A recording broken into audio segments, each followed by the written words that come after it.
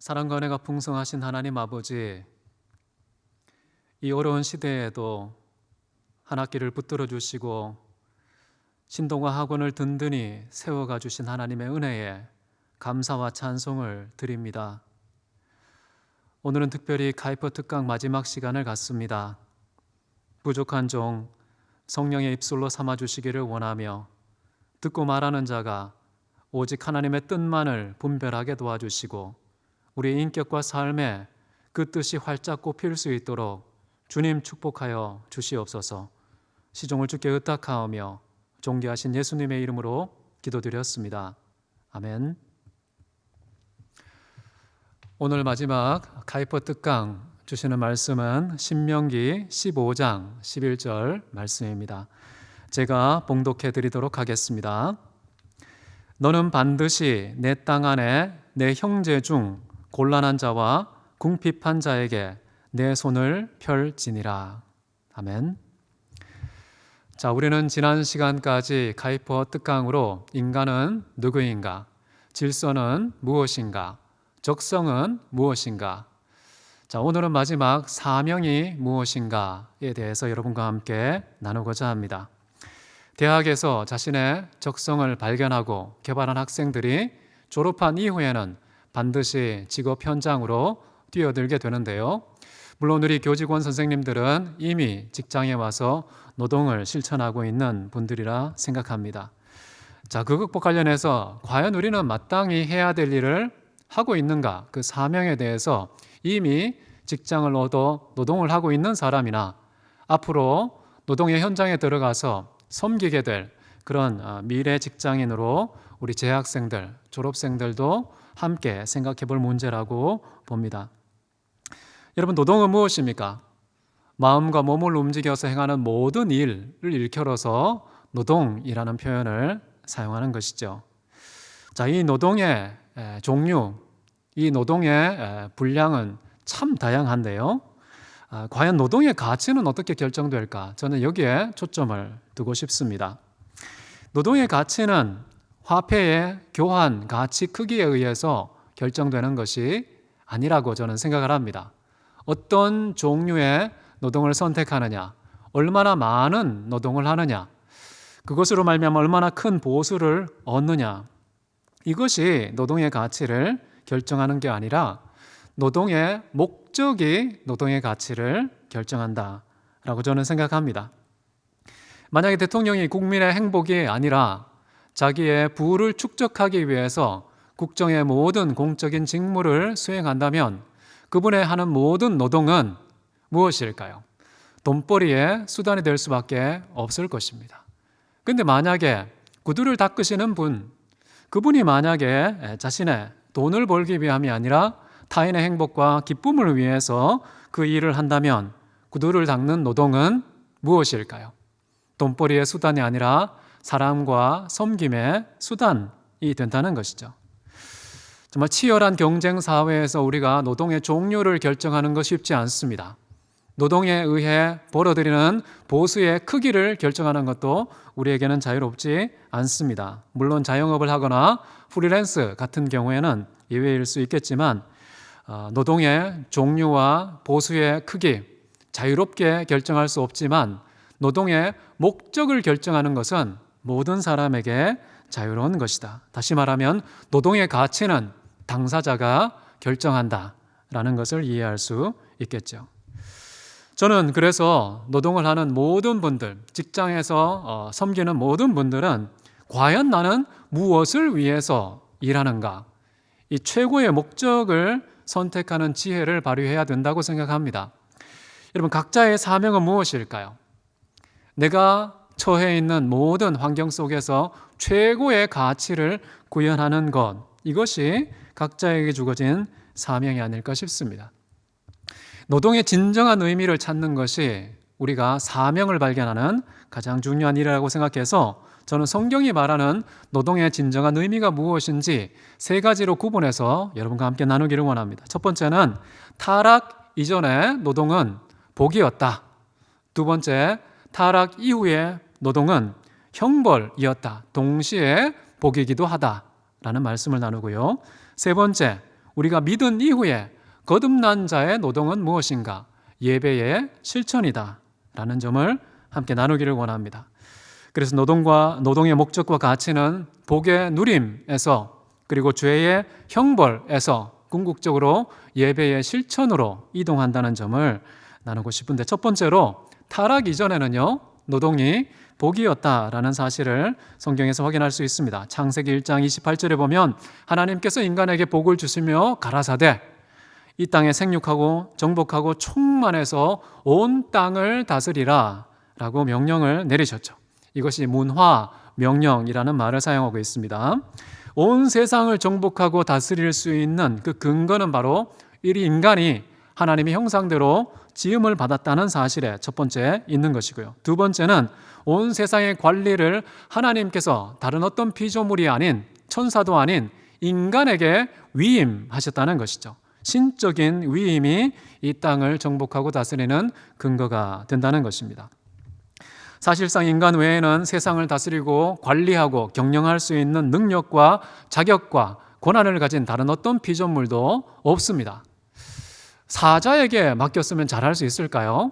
우리는 라이온 킹이라는 영화를 통해서 사자는 정말 모든 동물들을 평화롭게 다스리는 왕처럼 느껴질 수 있겠지만은, 제가 동물의 왕국을 비롯한 짐승의 세계를 동영상으로 참 많이 봤지만 이 수컷 덩치가 큰 사자들을 보면 얼마나 이기적인지도 모릅니다.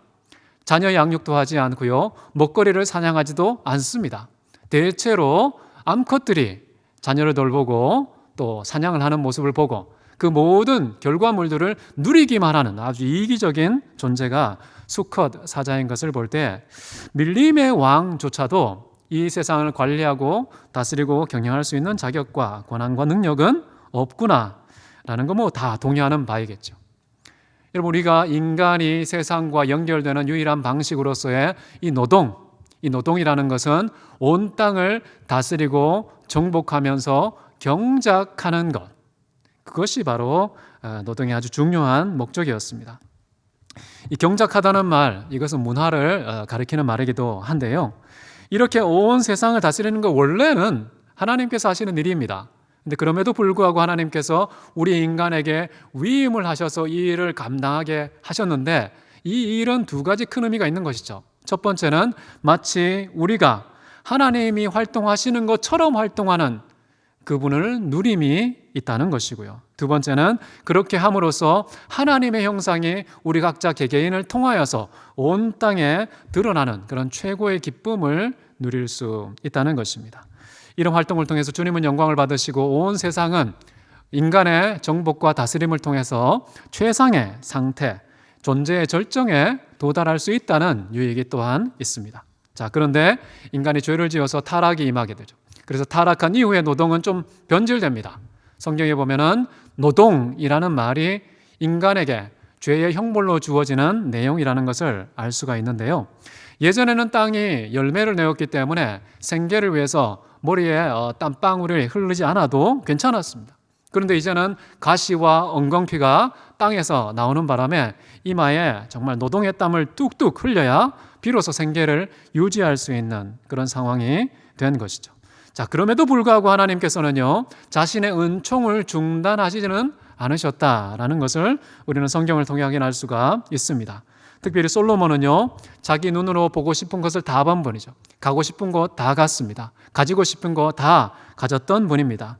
모든 것을 마음의 즐거움을 위해서 금하지 않았던 이 솔로몬이 이런 말을 합니다. 이 모든 것들은 나의 모든 수고로 말미암아 얻은 몫이니라 라고 했습니다. 땀 흘려서 얻은 결과물이라는 것이죠. 자, 그런데 이렇게 사람이 먹고 마시고 수고하는 것보다 그의 마음을 더 기쁘게 하는 것이 없는데, 이것도 인간의 노동의 결과라기보다는 솔로몬은 이렇게 고백하죠. 하나님에서 손에서 나오는 선물이다라고 고백을 하는 것입니다. 다시 말하면 노동과 그것에 의한 소득은 다 하나님의 복이었다라는 것이죠. 타락 이후에도 분명히 노동은 형벌의 흔적인데 그럼에도 불구하고 복의 수단과 형식이라는 사실을 알 수가 있죠. 자, 그럼에도 불구하고 안타까운 것은요, 이 똑같은 지혜자 솔로몬은 아주 비관적인 노동에 대한 관점을 이렇게 설명하는데, 전도서 2장 11절에 내 손으로 한 모든 일과 내가 수고한 모든 것이 다 헛되어 바람을 잡는 것이며 해 아래에서 무익한 것이로다. 참 슬프고 안타까운 결론이라는 것입니다. 그렇게 일평생 피땀 흘려서 수고했는데 그 수고의 결과가 헛되고 무익하다라는 것. 여러분, 일평생 헛되고 무익한 일에 종사하는 것 자체가 너무나도 무거운 인생의 형벌 아니겠습니까? 인간이 자초한 결과인 동시에 일평생 수고하게 된 것은 하나님께서 정하신 바다라는 말까지 하고 있는 것을 볼 수 있습니다. 자, 여기서 제가 주목하고 싶은 것은 해 아래에서 무익한 것이다 라는 말의 의미는 도대체 무엇일까라는 겁니다. 이 무익과 유익을 결정하는 기준은 무엇일까요? 지금 솔로몬이 생각하는 그 기준은 영원한 유익을 주느냐 그렇지 않느냐에 있다는 것입니다. 이 땅에서 수고하는 모든 노동과 일의 결과물들은요, 지극히 일시적인 결과와 효력과 유익을 제공할 뿐이다 라고 말하는 것이죠. 자, 이런 내용을 이제 성경은 또 다른 곳에서 이렇게 표현합니다. 고린도전서 8장 8절인데요. 음식은 우리를 하나님 앞에 세우지 못하나니 우리가 먹지 않는다고 해서 더 못 사는 것도 아니고 먹는다고 해서 더 잘 사는 것도 아니니라. 음식의 종류나 음식의 많고 적음이 인생을 행복하게 하거나 인생을 더 가치 있게 만드는 것은 아니다라고 말하는 것이죠. 정말 진정한 인생에 영향을 끼치는 절대적인 변수가 아닌 이 먹거리, 먹고 마시며 즐기는 이런 이 땅에서의 노동 너무나 무익해 보인다라는 것입니다. 유한한 인생에게 좀 더 많이 먹는다는 것, 좀 더 맛있는 음식 먹는다는 것, 그것이 얼마나 큰 변화를 일으킬 수 있겠습니까? 자, 그런 차원에서 예수님이 이렇게 말씀하셨죠. 누가복음 12장 22절에 너희 목숨을 위하여 무엇을 먹을까? 몸을 위하여 무엇을 입을까? 염려하지 말라. 자, 예수님께서 도대체 이 말씀을 하시면서 우리로 하여금 진짜 고민하고 집중해야 될 것은 과연 무엇인가? 우리로 하여금 귀를 기울이게 만드는 내용인데요. 이제 그것이 바로 이 세 번째 노동의 의미에 대한 것인데요. 믿음 이후의 노동에 대한 것입니다. 자, 그것과 관련해서 저는 성경이 요한복음 6장 27절에 잘 말해주고 있다고 보는데요. 썩을 양식을 위해서 일하지 말고 영원히 살도록 있는 양식을 위해서 하라. 이 양식은 인자가 너희에게 주시리라. 성경이 권고하는 인생의 목적, 노동과 일의 방향성은 무엇이냐? 이 땅에 썩어 없어지는 것을 지향하지 말라는 것입니다. 영원토록 사는 그런 양식을 위해서 피땀을 흘리라 라고 말하는데요. 자, 중요한 것은 영원한 양식은 과연 무엇일까? 여기 보면은 인자가 주시는 것이다 라고 말합니다. 자, 인자는 도대체 영원한 양식으로 무엇을 줄까요? 보면은 예수 그리스도 자신이 영원한 양식이라는 것을 확인할 수 있는데요. 요한복음 6장 55절에 이렇게 말합니다.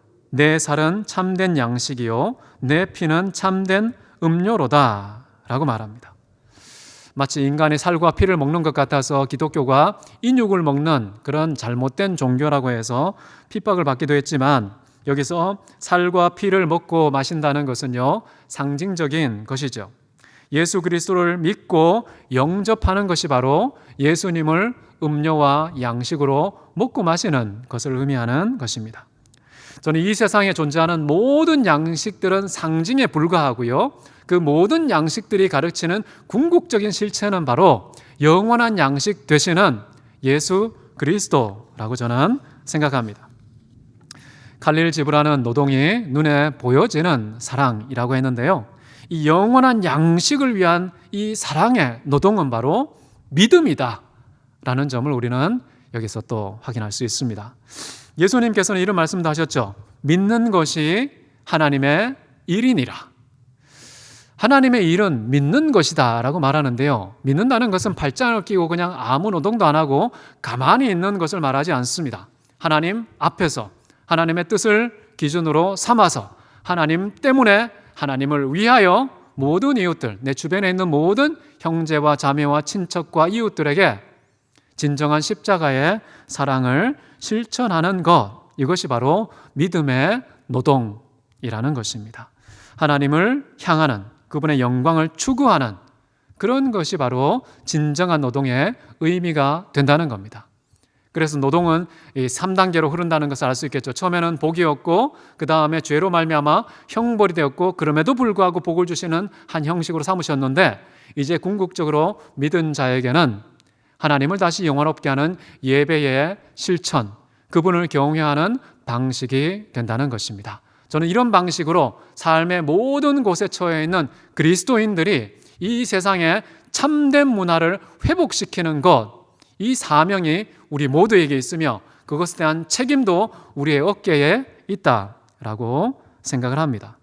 이런 막중한 사명, 온 세상의 최고의 문화를 경작하는 이런 사명을 수행하는 것은요, 피조물의 능력과 실력과 지혜로는 되지 않는 것입니다. 오직 하나님의 지혜와 하나님의 능력을 통해서만 이루어질 수 있는 것이죠. 그렇게 할 수 있는 곳은 바로 기독교 아니겠습니까? 하나님의 은혜와 능력을 바르게 알고 바르게 집행할 수 있는 그런 공동체가 기독교인데, 과연 기독교는 그렇게 문화의 변혁과 회복을 위해서 노력하고 있는가? 저는 그리스도인들이 세상의 모든 영역에 관심을 기울여야 된다고 생각합니다. 모든 영역을 최상의 상태로 유지하기 위해서 자기의 그 모든 재능과 능력과 에너지를 탈탈 털어서 최고의 상태로 유지하는 일에 힘써야 한다는 것이죠. 정치, 경제, 사회, 문화, 교육, 예술, 기술, 스포츠까지 가리지 않고 모든 영역에서 참된 최고의 문화를 회복하는 것, 그렇게 해서 모든 영역에서 하나님께 영광을 돌리는 것, 그것이 바로 우리의 노동이 추구해야 하는 것이다 라는 것입니다. 먹고 마시고 무엇을 할지라도 궁극적으로 어떤 방향을 지향하느냐, 우리가 속해 있는 모든 공동체 안에서요, 노동의 참된 방향, 일의 참된 목적, 그것을 다시금 하나님의 영광으로, 이웃을 향한 참된 사랑으로 조율할 때 모든 영역은 무익하지 않고 전부 유익하게 된다라는 것입니다. 목적이 회복된 노동과 일은 모두 하나님을 높이는 예배의 도구가 된다는 점, 온 세상이 아무리 무시하고 경멸하고 천대하는 그런 일이라고 할지라도 영원하신 그 하나님의 영광을 향한다면 최고의 노동이 된다, 최고의 직업이 된다는 점 여러분 믿으시기를 바랍니다. 하나님의 영광을 추구하는 모든 노동자는 도대체 삶의 모든 현장에서 어떤 태도를 취해야 하는 것일까요? 에베소서 6장 7절에 사도 바울은 이렇게 권합니다. 기쁜 마음으로 섬기기를 주께 하듯 하라. 자, 눈에 보이는 상사나 상급자를 기준으로 삼아 일하는 것이 아니라는 겁니다. 주님이 기준이 되어서 주님 앞에서 주님 보시기에 착하고 충성된 종이라 칭찬할 만한 그런 노동을 실천하는 사람이 되라라는 것이죠. 이 땅의 물리적인 보상이 아니라 하나님께서 우리 모두를 상전으로 우리가 삼는 분이기 때문에요, 그분이 반드시 궁극적인 보상을 해 주신다는 점도 여기에 반영되어 있는 말이겠죠. 물론 화폐에 의한 노동의 보상도 굉장히 중요합니다. 이 기독교는 그것을 절대 간과해서는 안 되겠죠. 이것은 사회의 공정한 그 질서가 유지되는 근간이기 때문에요, 공정한 노동의 보상을 제공하는 것. 신명기에는 이렇게 말하고 있습니다. 품삯을 당일에 주고 해진 후까지 미루지 말라. 이 공평하고 정의로운 노동의 문화를 확립하고 지속하는 것은 기독교가 아주 큰 관심을 기울여서 해야 되는 일입니다. 근데 아무리 노력하고 또 노력해도요, 인간들은 부패하기 때문에, 아주 이기적이기 때문에요, 반드시 부정을 저지르고 불의를 자행하는 경우가 많습니다. 이런 노동의 부당한 착취 문제가 사회 곳곳에서 발생하는데 과연 종교적인 해결책은 무엇인가? 바로 하늘의 보상이 있다는 것입니다. 인간은 이 땅에서 절대 실행할 수 없는 공평과 정의, 그러나 하나님은 반드시 행한 대로 갚으시기 때문에요, 하나님께서는 모든 기울어진 운동장을 바르게 세우시는 최종적인 심판자, 판결자가 되신다는 점을 우리는 믿고 하나님을 위해서 하나님께 하듯이 하나님을 기준으로 삼아 직장에서 일을 해야 되겠습니다. 참 이 세상에는 할 일이 많습니다. 그래서 세상은 넓고 할 일은 많다라는 문구를 저는 대학 시절에 많이 들었는데요. 이 수많은 일 중에는요, 다른 누구도 대체할 수 없는 나만의 고유한 직무가 있다는 점, 이것이 대단히 중요한 것 같습니다. 내가 소원하는 일, 내가 잘하는 일, 내가 반드시 감당해야 하는, 책임져야 하는 일들이 있는데 과연 그것은 무엇일까? 이것을 찾는 것이 참 중요한 것 같습니다. 여러분, 이 세상의 인구가 한 78억이 넘어졌습니다. 자, 근데 그 중에서 71% 정도가 직장을 가지고 있다고 합니다. 그러니까 한 54억 정도가 되겠죠. 한국의 경우에는 직업의 수가 2017년 기준으로 볼 때에 15,936개가 있다고 합니다. 자, 그 중에서 2,656만 명이 최근 직업을 가지고 있는데 이것은 2020년도 4월 통계입니다. 그런데 4차 산업혁명 때문에 한 510만 개 정도가 전 세계에서 직업이 사라질 것이다 라고 예측을 하고 있는데요. 자, 어쨌든 이 세계에 이토록 많은 일자리, 인간과 세상을 묶어주는, 연결하는 이 다양한 방식이 있는데 참 놀랍게도 많은 사람들의 그 직장에 대한 기호는 쏠림 현상을 보여주고 있다는 것입니다. 여러분, 지금 고교생들이, 고3 학생들이 희망하는 직업의 수는요 272개밖에 안 된다고 말합니다. 15,000개가 넘는 직업 중에서요 272개 정도만 알고 있다는 것이, 그 중에서 고교생의 그 절반이 한 19개로 쏠리고 있다는 점이 통계로 나왔다고 합니다. 대학생의 경우에도 상황이 크게 다르지는 않은 것 같아요. 대학교에 들어오면 다양한 전문성이 세분화되어 있지 않습니까? 대분류라고 할 때는 8가지 분과로 구분을 합니다. 소분류라고 했을 때에는 152개 분야로 나누고요. 그리고 그보다 좀 더 작은 분야로 나누면은 1,551개로 구분하는데 가장 마지막 단계 미세 분류까지 들어가게 되면은 2,468개의 학문 분과로 구분이 된다고 말합니다. 직업이 만약에 15,000개 정도가 있다면 캠퍼스에 들어와서 대학 생활을 하고 졸업해서 얻는 직업의 숫자는 고작해야 한 6분의 1밖에 안 되는구나 라는 것을 알 수가 있겠죠. 6분의 5 정도는 대학을 나오지 않더라도 얼마든지 이 세상에서 직업의 활동을 할 수 있다라는 통계가 되겠습니다.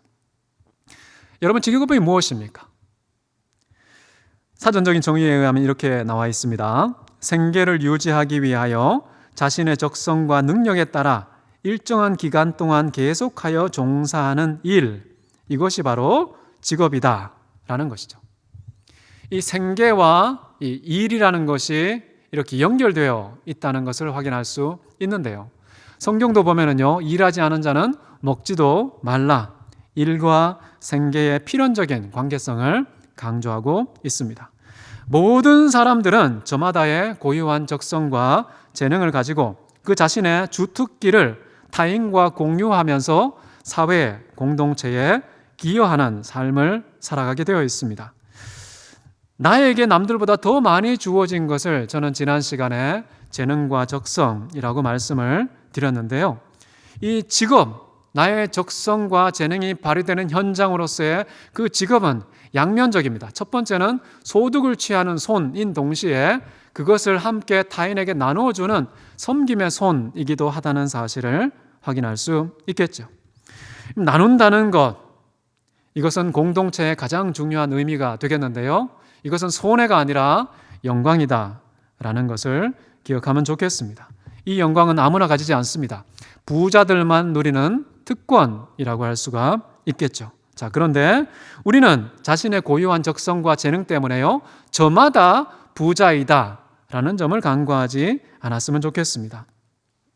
이 직업, 모든 사람들은 저마다 어떤 분야에서 탁월하고 뛰어나고 더 많이 가졌는데 그런 부유함과 동시에 부족함이 항상 공존합니다.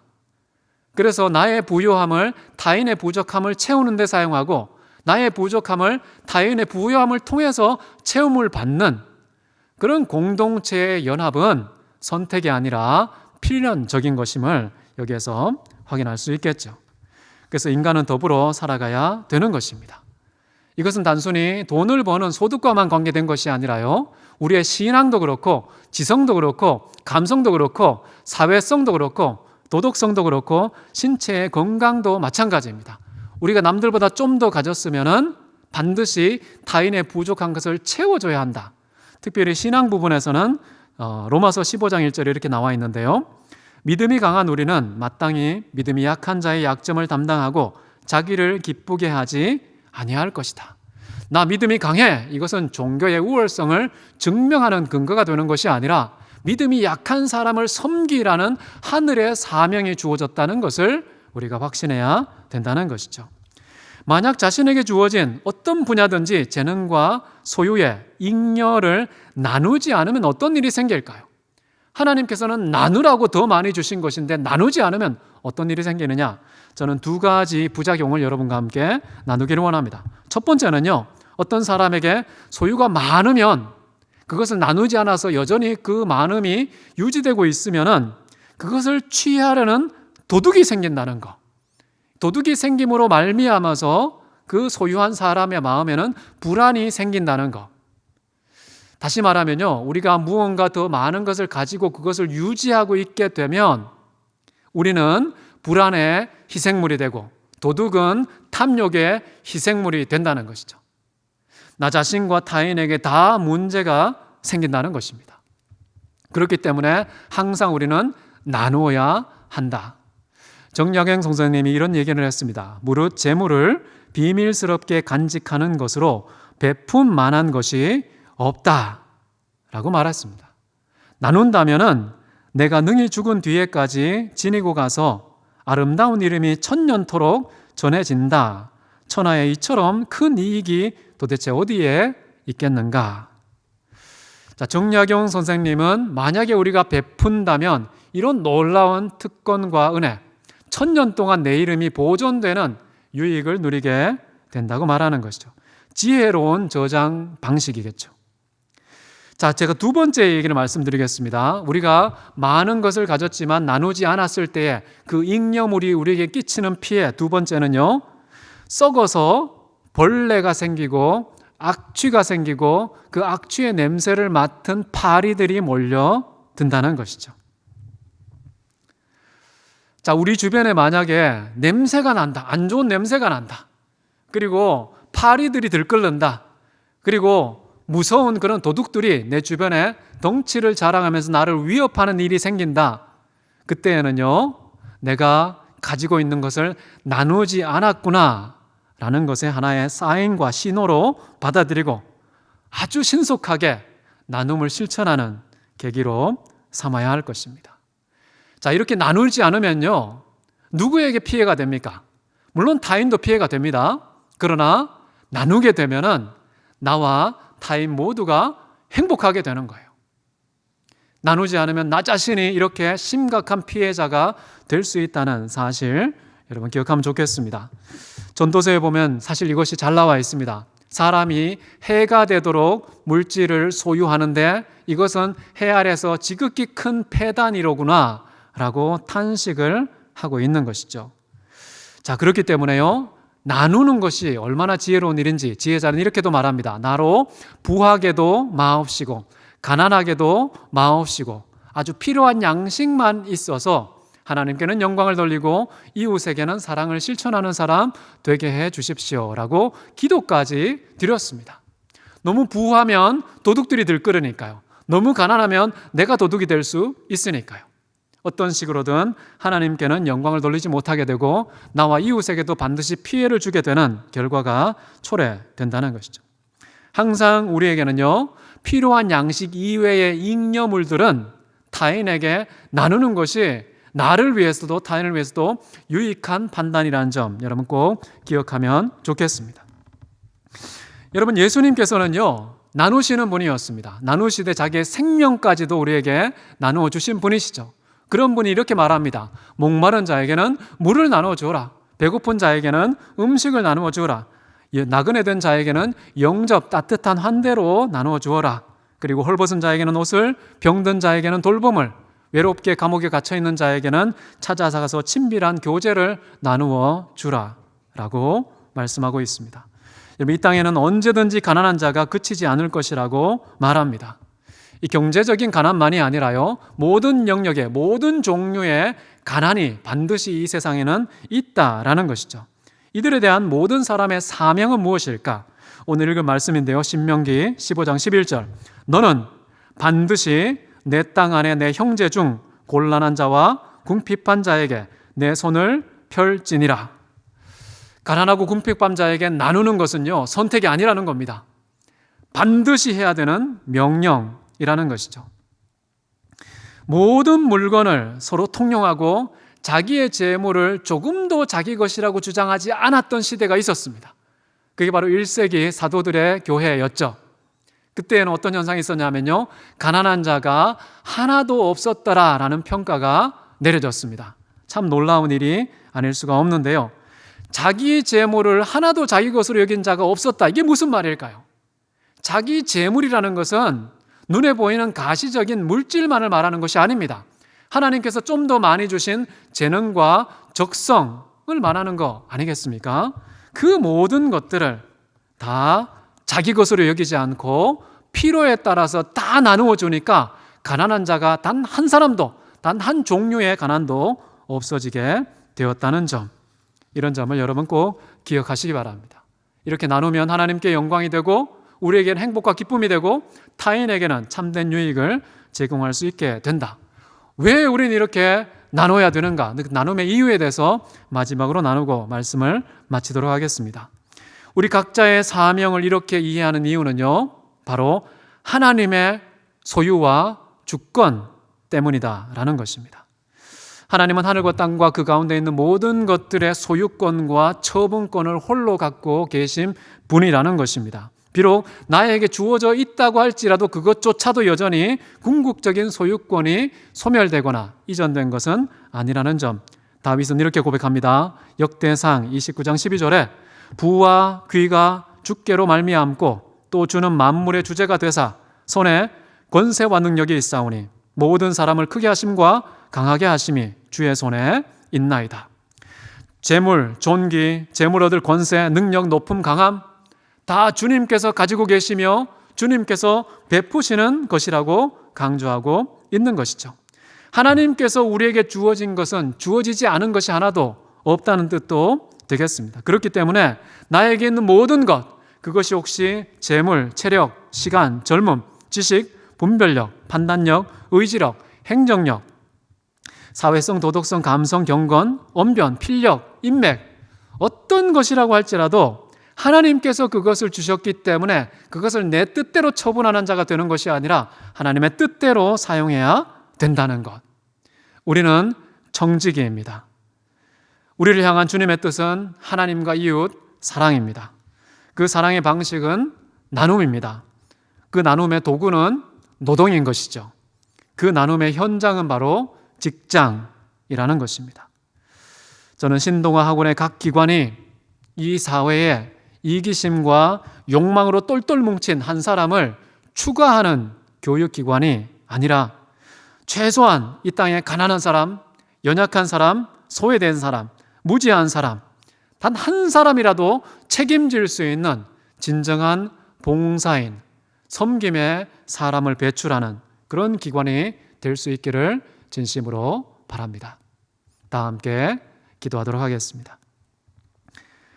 사랑과 은혜가 많으신 하나님 아버지, 오늘 카이퍼 특강 마지막 시간으로 사명에 대해서 함께 나누었습니다.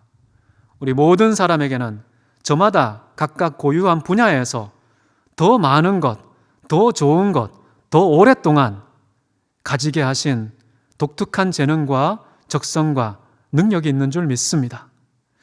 그 분야에 있어서 우리의 그 부요함을, 타인의 부족함을 채우는 도구로 사용하게 주님 도와주시옵소서. 그런 방식으로 사랑을 실천하고 그런 방식으로 이 땅에 참된 노동의 문화를 건축하며 온 세상을 다스리고 최사의 상태로 유지하고 관리하는 하나님께서 태초에 인간에게 명령하셨던 그 명령을 수행하는 기관이 될 수 있도록 우리 신동아 학원을 사용하여 주시기를 원합니다. 어떤 직분에 어떤 종류의 노동을 할지라도 그 자체가 가치가 아니라 무엇을 위할 것이냐, 그 노동의 목적으로서 하나님의 영광과 이웃의 유익, 이것을 끝까지 붙잡고 최고의 가치를 구현하는 우리 모두가 되게 하여 주옵소서. 존귀하신 예수 그리스도 이름으로 기도했습니다. 아멘. 지금은 우리 주 예수 그리스도의 은혜와 아버지 하나님의 무한한 사랑과 성령의 감동, 감화, 교통 충만하게 하심이 오늘도 하나님께서 보내신 자리에서 하나님께서 맡기신 재능과 능력과 은사를 가지고 주어진 모든 사명을 충실히 감당하며 하나님께는 영광을, 이웃에게는 유익을, 나에게는 행복과 기쁨을 얻고 나누기를 소원하는 사랑하는 모든 신동아 학원의 가족, 머리머리 위에 영원토록 함께 계시기를 간절히 축원하옵나이다. 아멘.